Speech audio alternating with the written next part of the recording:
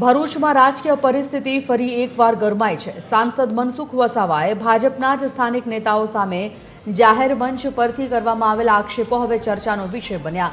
નેત્રંગ ખાતે યોજાયેલા મન કી બાત કાર્યક્રમ દરમિયાન મનસુખ વસાવાએ જિલ્લા પંચાયતના હોદ્દેદારો તેમજ ધારાસભ્ય રીતેશ વસાવાની નીતિઓ પર આકરી ટીકા કરી હતી। તેમનો વિડીયો સોશિયલ મીડિયામાં ઝડપથી વાયરલ થયો છે।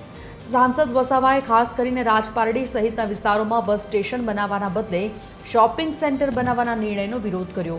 તેમણે આક્ષેપ કર્યો કે આવા પ્રોજેક્ટોમાં ટકાવારી કમિશન સિસ્ટમ ચાલી રહી છે। તો બધી નક્કી થઈ ગયું।